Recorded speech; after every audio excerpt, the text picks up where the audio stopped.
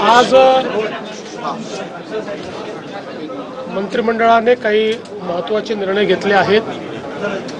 विशेषतः पहलगाममध्ये दहशतवादी हल्ल्यामध्ये आमचे जे मृत्युमुखी पडले त्यांच्या कुटुंबाला प्रत्येकी 50 लाख रुपयाची मदत करण्याचा निर्णय हा आम्ही मंत्रिमंडळात घेतलेला आहे। याच सोबत ज्यांच्या घरी शिक्षणाचा प्रश्न आहे तो शिक्षणाचा प्रश्न सोडवणे, ज्यांच्याकडे रोजगाराचा प्रश्न असेल तर त्यांच्या पाल्यांना शासकीय नोकरीमध्ये त्या ठिकाणी नोकरी देणे, अशा प्रकारचा निर्णय देखील राज्याच्या मंत्रिमंडळाने आज घेतलेला आहे।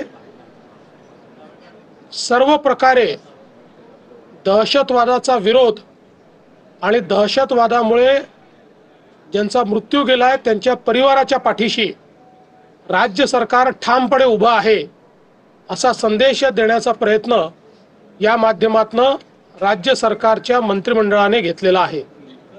यासोबत आज राज्य सरकारने एक नवीन ईव्ही पॉलिसी म्हणजे इलेक्ट्रिक व्हेकल पॉलिसी केलेली आहे। याच्यामध्ये पॅसेंजर ईव्ही ज्या आहेत त्याच्याकरता मोठ्या प्रमाणात सबसिडी देण्याचा निर्णय देखील केलेला आहे। काही प्रकारच्या ईव्हींना काही विशिष्ट रोडवर टोल मुक्ती देखील देण्याचा निर्णय केलेला आहे। ईव्ही मॅन्युफॅक्चरिंग, ईव्ही कन्झम्पशन या दोन्ही वाढलं पाहिजे आणि त्यासोबत चार्जिंग इन्फ्रास्ट्रक्चर तयार झालं पाहिजे।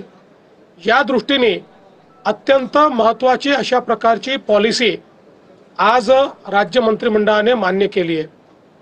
एक अजून महत्त्वाची पॉलिसी राज्य मंत्रिमंडळाने जी मंजूर केली आहे ती शिप बिल्डिंग, शिप मेंटेनन्स आणि शिप रिसायकलिंग म्हणजे शिप ब्रेकिंग अशा तिन्ही पद्धतीच्या ॲक्टिव्हिटी या वाढल्या पाहिजेत, कारण त्यातनं मोठ्या प्रमाणात रोजगाराची निर्मिती होते आणि अर्थव्यवस्थेला चालना मिळते।